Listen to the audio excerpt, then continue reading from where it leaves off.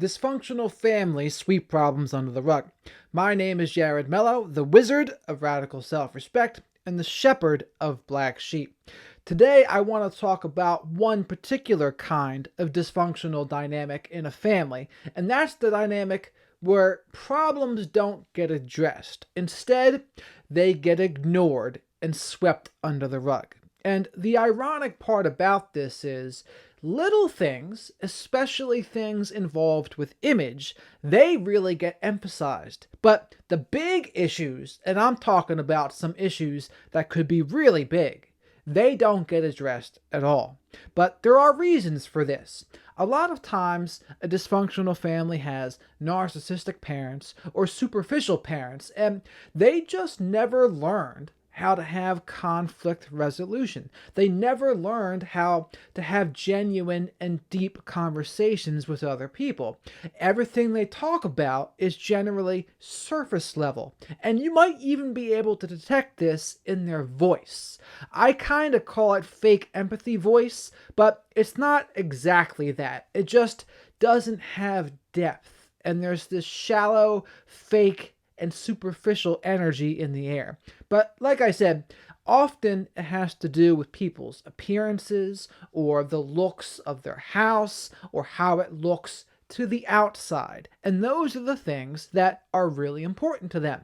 And don't confuse this sweeping problems under the rug with never belittling and never being critical, because that is not accurate to say. They can be extremely critical and extremely belittling, and you might feel like you have to walk on eggshells because if you make a mistake, they're going to jump down your throat and tell you how bad it was that you made this little mistake. And often people can feel nervous because of this tense energy that's in the air.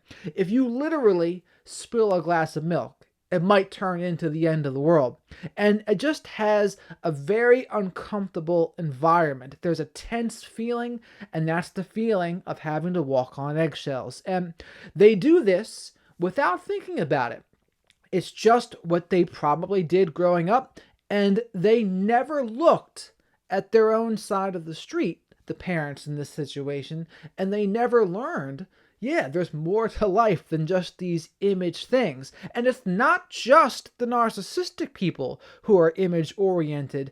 Often, the dysfunctional dynamic has been passed down, and both sides, whether it's a narcissist and someone who is more of a people pleaser and who lacks assertiveness, they both play a role in this. They both have a part in the dysfunctional dynamic. And usually, the house has to be super clean, and they really care about the food that's cooked, but it's all surface level.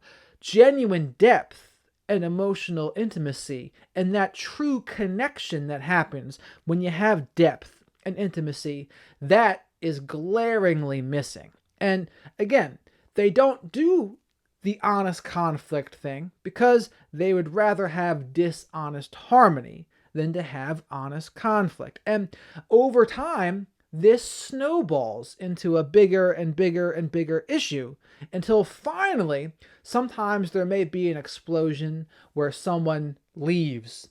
The black sheep might often leave, for example, and they can't take it anymore, and they just bounce. And rightfully so, a lot of times, because it is extremely uncomfortable in this dynamic where, unless you're the golden child and they're just praising you, for the rest of them, it's uncomfortable because you're playing second fiddle and they're finding ways to belittle you and to criticize you, and you just get tired of the shallow and superficial relationships that's as far as it goes. And then kids who grew up in this dynamic, when they go to other houses and they actually experience emotional depth and warmth and connection and people who are comfortable in their own skin and it's not so image oriented, it's fantastic. And you feel like you're free. You're out of this prison. And a lot of times, people who are living in that dishonest harmony dynamic, what happens is they become night owls because at night, finally, the judgment and the criticism is gone. and they can finally just be themselves without that harsh judgment right around the corner. That's why a lot of people in that dynamic, they have become night owls. But the other thing that will happen is the narcissistic parent and even the people-pleasing parent too, or the enabling parent, they get annoyed at the kids for liking to spend time elsewhere. And it's not the kids' fault that they like to spend time elsewhere. They probably don't have the words for what's going on, but they know it's just uncomfortable and there's something not quite right. And they don't feel that way when they're at other people's houses. And the parents might resent this, and they would say, "You should have them come over here. Why do you like spending time over there so much?" But the kids, we don't have the words for it at the time. We don't know what's going on. But this also compounds the problem. In the parents' eyes, it is never them. They never stop to think, maybe there's something I'm doing that I can do better with. Maybe if I changed my side of the street, maybe my kids would be more open and friendly to be around with me. But they don't ever think that. Instead, they do the opposite and they say, it's all your fault. You are guilty, and there's something that you are doing wrong, and why can't you be like so-and-so? Why can't you be like this person? And the cycle can go on and on and on. And usually what happens is someone might struggle with an addiction in the family. One of the kids might pick up some sort of addiction because that uncomfortable feeling is full of anxiety. It's full of tension. And then they finally use a drug or drink, and that tension goes away, and they get hooked on that feeling.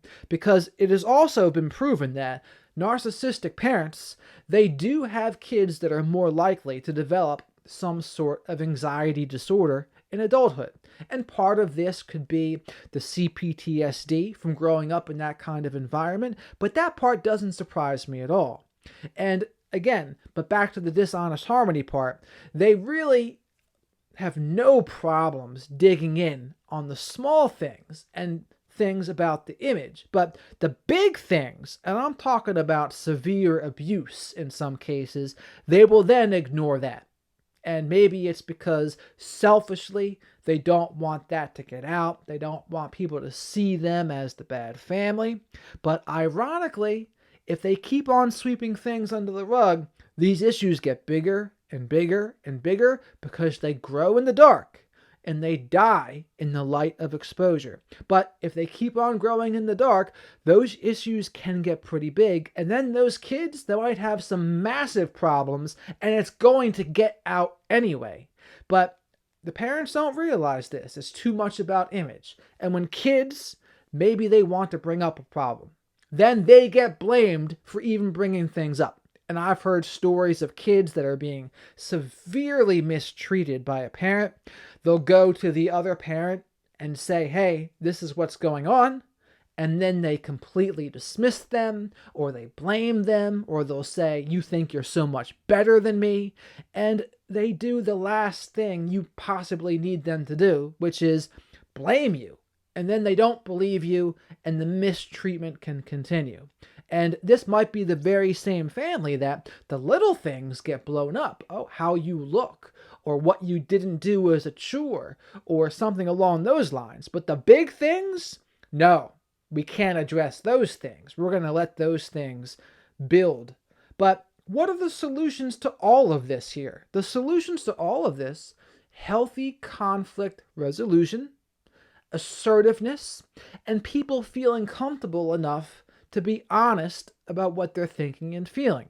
And on both parts of this, there is how someone communicates it, and then how someone receives it. And in these kinds of situations, and these kinds of dysfunctional families, they are usually not good at either side, because the kids, they didn't learn how to be assertive. They didn't learn how to communicate boundaries or to even recognize what their boundaries are. They weren't taught how to mention what they're thinking and feeling and how to stand up for themselves. They usually weren't taught to have a good belief in themselves, so their self-worth is in the dirt. And then they don't know how to listen to other people's boundaries either, because since they're growing up in a dysfunctional family, they don't know. They think anyone who has a boundary doesn't like them. because in their household, there were no boundaries. And if you had a boundary, you got in trouble. You weren't allowed to have a boundary or step out of line. You had to just go with the flow.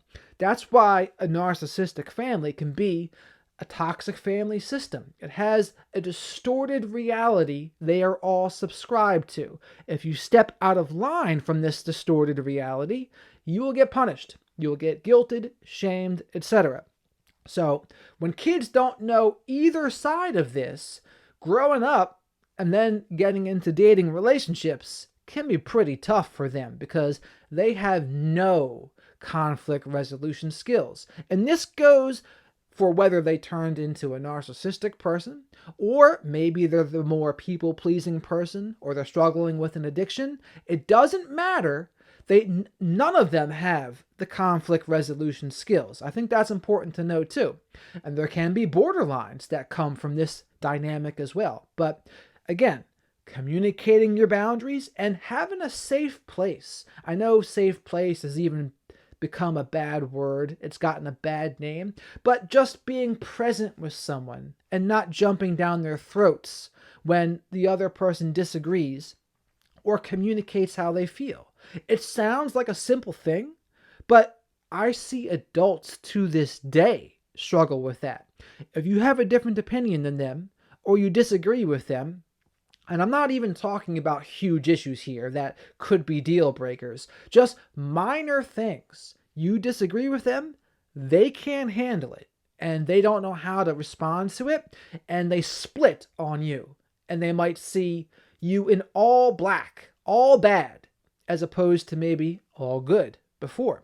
But they don't have that shade of gray. They don't have that nuance where they can listen to you and you have a different opinion, and that's okay.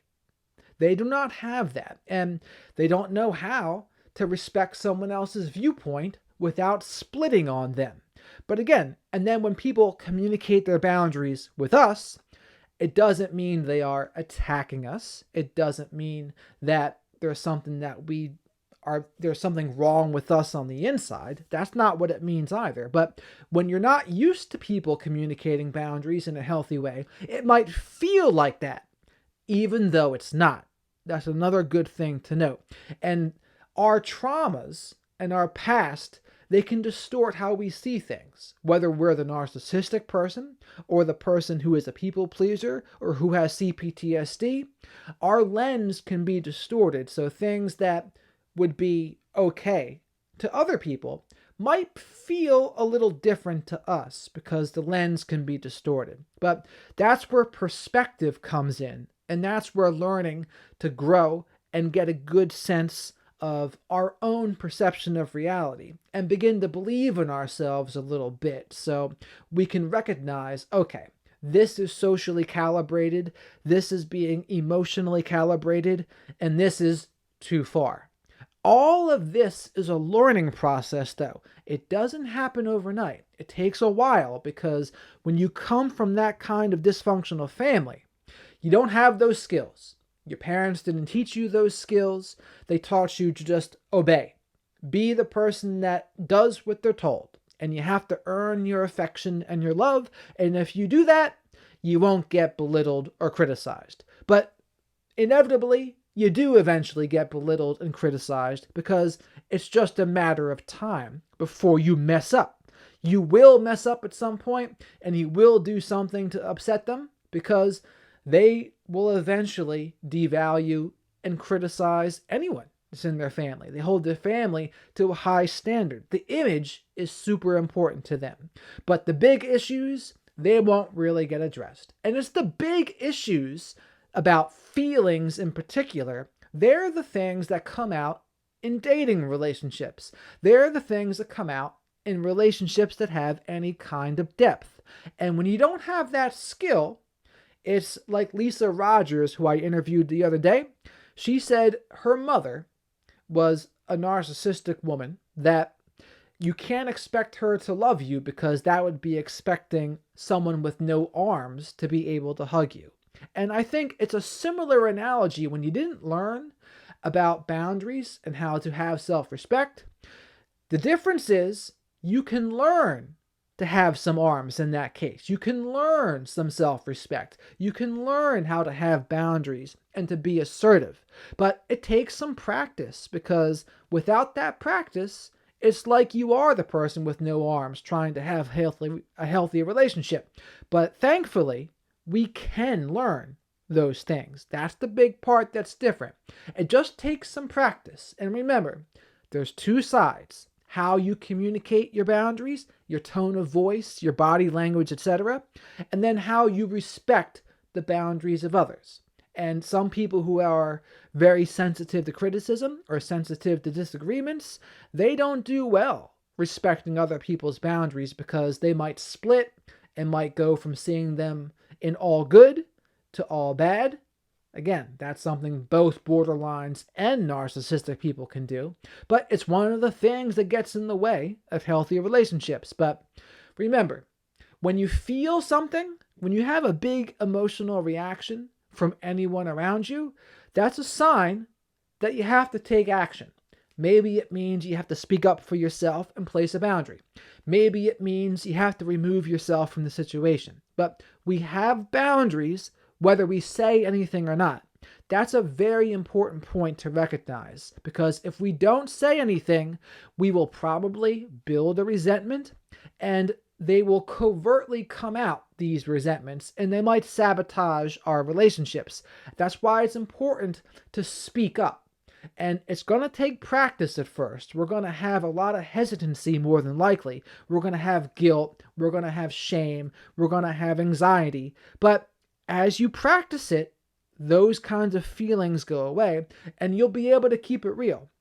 And again, to me, practicing radical self-respect is owning our emotions, owning how we feel. And in the beginning, we'll probably mess this up a little bit. And that's totally normal, because when we didn't learn, we're gonna mess up. It takes practice to get down with this kind of mentality. It's not gonna happen instantly, unless you're just some sort of savant that can pick it up out of nowhere. But that's not common or expected. Most of us will blunder. And when we blunder, that's how we learn. That is certainly how I learned. And it took some time. But eventually, we will get social calibration, and we'll learn the ins and outs of relationship dynamics. And we will get a better grasp on them. And we'll learn as we get older. But we have to start somewhere, and we can't beat ourselves up about it, and we can't change what we can't change. Just because it was difficult for us, it doesn't mean that it's going to be impossible. We still have to do what we have to do. We have to work on our side of the street, and that's all we can do.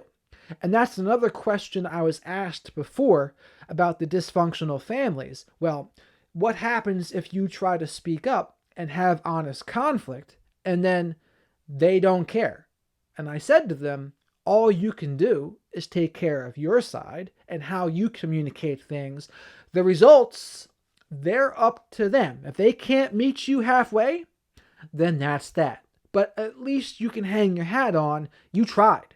That's all you can do in that case. You can try, but you can't make them do anything. You can't control them. The most you can do is influence them and give them a safe place to be honest with you. And that's a big thing, no matter who you are. If you're in any kind of relationship, parents to children, a romantic relationship, a place where people feel comfortable, being honest with one another, it's probably the most important piece to any relationship. And it's so simple, but it's so important. Be comfortable being honest. And what makes people comfortable being honest? Not getting criticized and belittled and having someone jump down your throat when you keep it real. That's really all it takes. If you can do that, so much of relationships is that thing. It is being able to have a place to be honest and have it be okay. And we can have two sides of that too. It's how we say things and how we perceive other people when they're honest with us. Both sides are important, but the relationships that really struggle, they're not able to problem solve because they're not comfortable being honest with one another. And what happens is, like I said before, if you disagree with someone or you don't see it exactly as they do, then they get furious. And when they get furious, then they begin to flip the script and come at you with subtle jabs, act like there's something wrong with you for having a different opinion. And those are the kinds of relationships that don't go anywhere. They're not going to be a healthy relationship because they don't have a strong foundation. You need a strong foundation to this stuff. And honesty is one of the biggest pieces of a strong foundation. Honesty, humility, accountability. It sounds so simple, but it's actually a little more complicated in practice, especially if you didn't grow up with those kinds of skills. But thankfully, we can learn those skills, and it takes some time, but practice will make perfect. But we have to keep on improving and trying to do better. And the more we do better, the better quality people we will begin to attract. And when it comes to your family, you can't change them. You can do what you can do on your side of the street, but the results, they're not up to you. And I think that's important to know too. But if you got this far, please remember to subscribe to the channel here, like the video if you liked it, share this video with someone else that you think might benefit, and comment below your experiences with a dysfunctional family. What was it like for you? How did you overcome it? Or maybe you're still struggling with it. Whatever it is, I would love to hear it, and I think everyone else would love to hear it too. With that, thank you very much for watching, and have a great rest of your day.